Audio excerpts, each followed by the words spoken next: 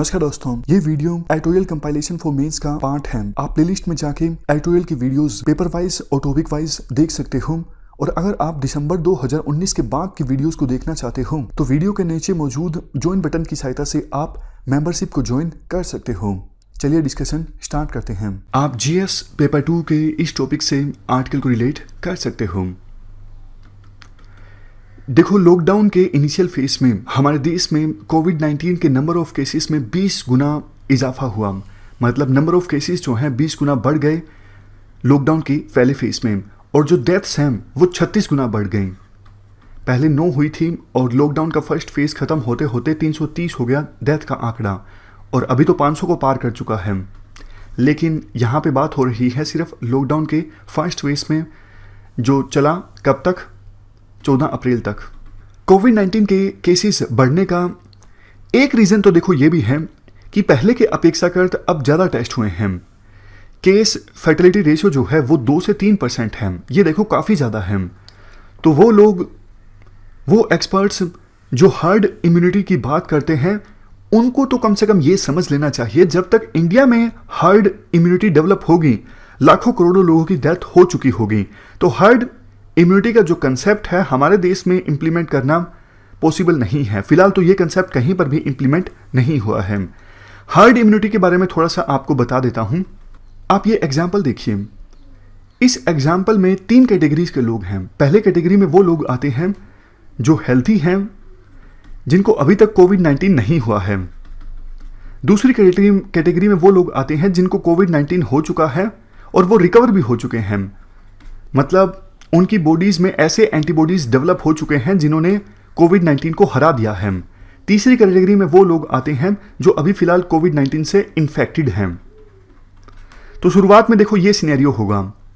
2-3 लोग ऐसे होंगे जो रिकवर कर चुके होंगे कोविड-19 से, जो अभी फिलहाल हेल्दी हैं, उनकी बॉडीज में एंटीबॉडीज हैं कोविड-19 को हराने वाले, और बाकी ये सब जो जनता है ये हेल्दी हैं लेकिन इनको अभी कोविड-19 नहीं हुआ है, और 2-3 लोगों को कोविड-19 हुआ है। तो कुछ समय बाद सिचुएशन क्या हो जाएगी? कुछ समय बाद सिचुएशन ये हो जाएगी, क्योंकि 2-3 लोग जो इन्फेक्टेड हैं कोविड-19 से वो धीरे धीरे करके सबको इन्फेक्टेड कर देंगे। ऐसी सिचुएशन में वायरस का जो ट्रांसमिशन है काफ़ी तेजी से हुआ है, क्योंकि वायरस को लोग मिलते गए जो हेल्दी थे, बॉडी मिलती गई वायरस को और वायरस ट्रांसमिट होता गया। लेकिन अब आप ये दूसरा सिनेरियो देखें। मान लीजिए सिचुएशन इस प्रकार की है। ज़्यादातर जो लोग हैं कोविड-19 से रिकवर हो चुके हैं, उनके अंदर अब ऐसे एंटीबॉडीज हैं जो कोविड-19 से निपट सकते हैं। सिचुएशन फिलहाल ये है। और कुछ लोग रह गए हैं जिनको कोविड-19 नहीं हुआ है। मान लीजिए एल्डर सिटीजन्स या बूढ़े लोग, इनको कोविड-19 नहीं हुआ है, और ज़्यादातर जो लोग हैं उनको हो चुका है, वो रिकवर हो चुके हैं। अब ऐसी सिचुएशन में कोई कोविड-19 से इन्फेक्टेड है तो फिर वो वायरस फैला नहीं पाएगा ज़्यादा, क्योंकि ज़्यादातर जो लोग हैं उनके पास तो देखो ऐसी एंटीबॉडीज़ हैं जो कोविड-19 से निपट सकती हैं। तो फिर वायरस यहाँ से जाएगा, बॉडी मिलेगी नहीं, वायरस को ख़त्म हो जाएगा। तो वो लोग जिनको कोविड-19 नहीं हुआ है वो भी बच जाएंगे, क्योंकि वायरस का ट्रांसमिशन का जो चेन है वो रुक गई ना। इस केस में तो वायरस फैलता जा रहा था एक से दूसरे में, लेकिन इस सिनेरियो में जब ज़्यादातर लोग रिकवर कर चुके हैं, वायरस ट्रांसमिट फर्दर होगा नहीं, क्योंकि चेन रुक जाएगी, और कुछ लोग जिनको नहीं हुआ है वो बच जाएंगे। ऐसी सिचुएशन हो जाएगी।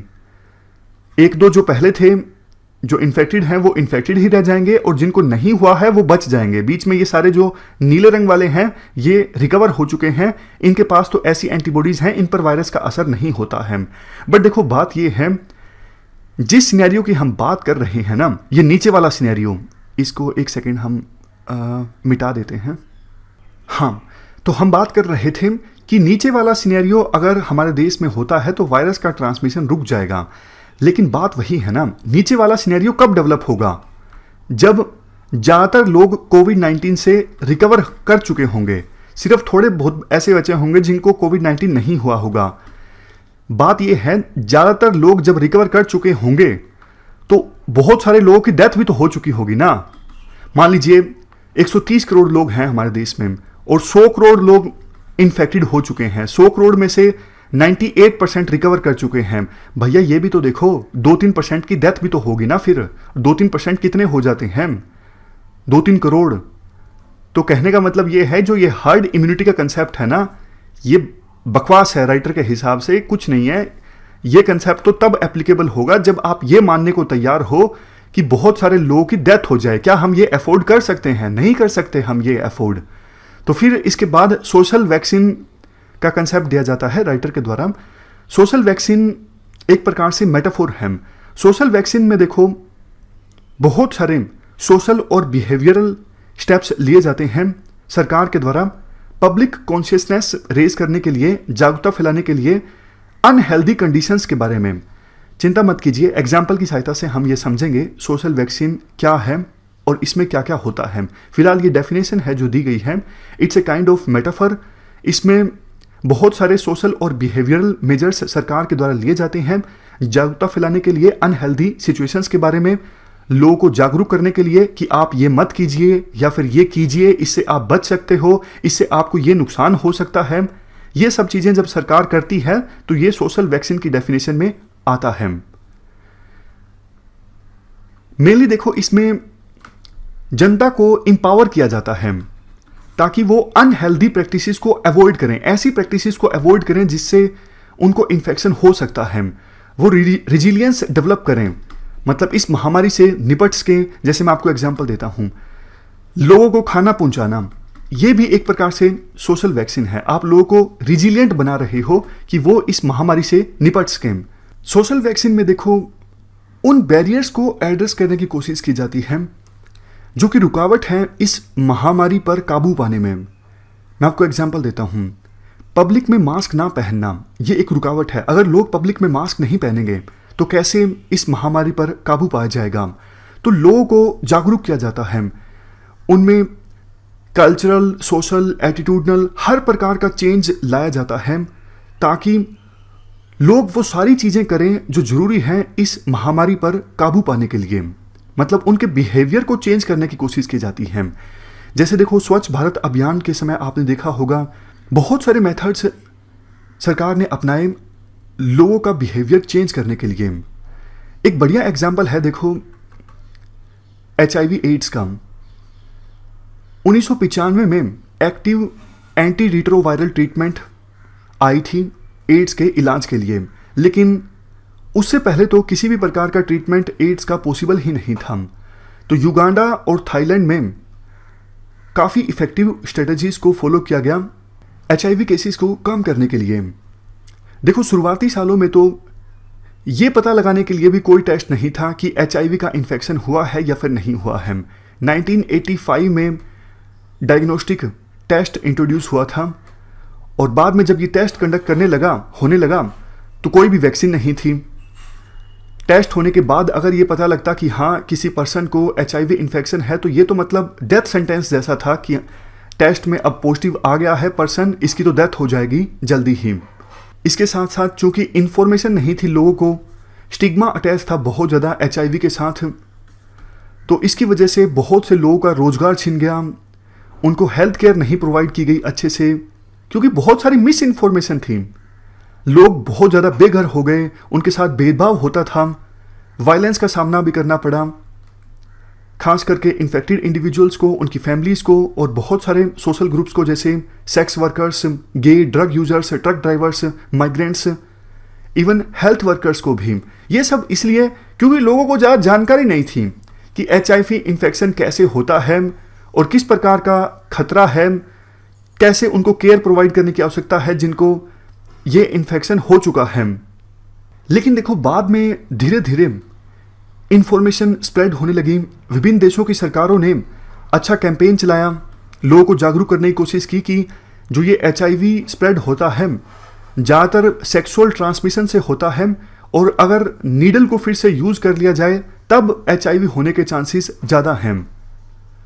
तो बहुत ज़्यादा फोकस किया गया इस कैंपेन पे कि सेक्सुअल इंटरकॉर्स के दौरान ज़्यादा से ज़्यादा कॉन्डम का इस्तेमाल किया जाए, दोबारा नीडल किसी भी सूरत में ना इस्तेमाल की जाए। शुरुआत में देखो, ये चीज़ें लोगों को कन्विंस करवाना मुश्किल था, क्योंकि एक तो पीयर प्रेशर होता है, दूसरी और भी बहुत सारे बैरियर्स होते हैं, जैसे बहुत सारे रिलीजन्स में ये मना किया जाता है कि आप कॉन्डम का इस्तेमाल मत कीजिए। एग्जाम्पल दिया हुआ है कैथोलिक चर्च युगांडा में। इन्होंने देखो शुरुआत में इस कैंपेन को सपोर्ट नहीं किया था कि सेक्स के लिए कॉन्डम का इस्तेमाल किया जा सकता है। ये बोलते थे कि अगर कॉन्डम का इस्तेमाल किया जाता है सेक्स के लिए तो इससे लाइफ प्रिवेंट होती है और ये रिलीजन के अगेंस्ट है। लेकिन जैसे जैसे HIV के केसेस बढ़े, डेथ्स ज़्यादा होने लगी, तो इनको भी ये मजबूर होना पड़ा मानने के लिए कि हाँ, क्रिश्चियनिटी में ऐसा कुछ मना नहीं किया गया है कि कॉन्डम का इस्तेमाल आप मत कीजिए। इवन थाईलैंड में भी बहुत ही ज़्यादा अच्छी सोशल मार्केटिंग की गई कॉन्डम्स की सेफ सेक्स के लिए। ह्यूमर का, फन का इस्तेमाल किया गया सोशल टैबूज़ को ख़त्म करने के लिए। देखो, ज़्यादातर देशों में कुछ समय पहले तक सेक्स को डिस्कस करना भी एक टैबू के समान था, स्टिग्मा के समान था। लोग इतना ज़्यादा ओपन नहीं होते थे, खास करके डेवलपिंग कंट्रीज़ में। लेकिन आज हालात चेंज हुए हैं। तो थाईलैंड में जो इस स्टिग्मा अटैच था वो स्टिग्मा ख़त्म किया गया। लोग सेक्स के बारे में बात करने लगे तो उनको धीरे धीरे ये भी पता लगने लगा कि कॉन्डम से क्या फ़ायदा हो सकते हैं इस्तेमाल करने से। तो इन सब चीज़ों का फ़ायदा देखो ये हुआ, लोगों में जागरूकता फैली और जागरूकता फैलने की वजह से HIV के केसेस में बहुत ज़्यादा फ़र्क आना स्टार्ट हो गया। आज भी देखो कोई ठोस वैक्सीन है नहीं HIV के इलाज के लिए, लेकिन बात वही है कि सोशल वैक्सीन ने अच्छा काम किया है। जो बिहेवियरल और एटीट्यूडनल चेंज लोगों में आया है, इसकी वजह से HIV इन्फेक्शन के केसेस बहुत कम आने लगे हैं पहले के अपेक्षाकृत। तो आज हमें कोविड-19 की महामारी पर काबू पाने में भी इसी प्रकार की सोशल वैक्सीन की आवश्यकता है। सभी बैरियर्स को एड्रेस करने की आवश्यकता है। ये इंश्योर किया जाए कि लोग हर समय जब भी घर से बाहर निकलें मास्क पहन कर निकलें, फिजिकल डिस्टेंस को मेंटेन किया जाए, घर पर हों तो हाथ बार बार धोएं, सैनिटाइजर का इस्तेमाल करें। ना सिर्फ देखो सरकार बल्कि सभी स्टेक होल्डर्स, चाहे वो सिविल सोसाइटी के लोग हैं, सेलिब्रिटीज़ हैं, NGOs हैं, सबका ये कर्तव्य बनता है लोगों को इस बारे में जागरूक किया जाए। अगर लोग जागरूक होते हैं तो उनके बिहेवियर में बदलाव आएगा और जितना ज़्यादा बिहेवियर में बदलाव आएगा उतना ही हम इस महामारी पर काबू पा सकते हैं। क्योंकि देखो वैक्सीन आने वाले कुछ मंथ्स के लिए नहीं सामने आने वाली है, और वैक्सीन आ भी गई कोई ज़रूरी नहीं कि वो बिल्कुल सही ढंग से इलाज भी कर पाएगी। जैसे देखो HIV के केसेस के लिए अभी भी कोई कॉन्क्रीट वैक्सीन नहीं है। काफ़ी सारे ड्रग्स का डोज दिया जाता है मिक्स करके। अदरवाइज ऐसा कोई नहीं है कि हाँ एक वैक्सीन है, इसको ले ली जाए तो HIV का इन्फेक्शन खत्म हो जाता है, नहीं। तो इसीलिए सोशल वैक्सीन आज के समय में सबसे बड़ा टूल हो सकता है इस महामारी पर काबू पाने में। वैसे देखो सरकार ने काफ़ी सारे कोर्सिव स्टेप्स भी लिए हैं, पुनिटिव स्टेप्स भी लिए हैं, जैसे पब्लिक में थूकना, 1000 रुपये का फ़ाइन, अगर कोई मास्क पहनकर बाहर नहीं निकलता है तो उस पर भी फ़ाइन और जेल भी हो सकती है।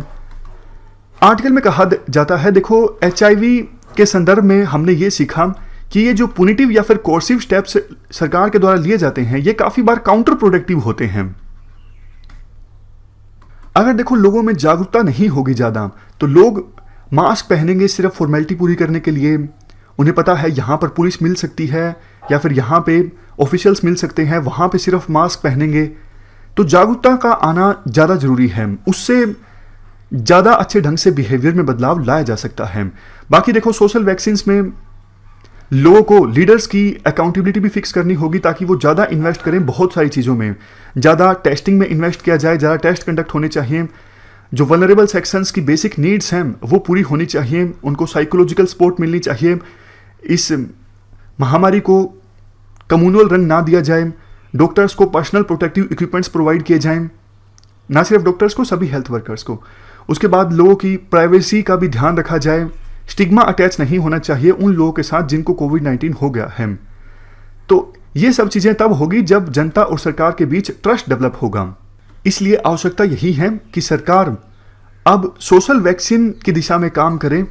बाकी जो चीज़ें हैं वो तो चलती ही रहेंगी, वैक्सीन भी समय आने पर डेवलप हो ही जाएगी, लेकिन मीनवाइल सोशल वैक्सीन पर सरकार अच्छे से काम करे।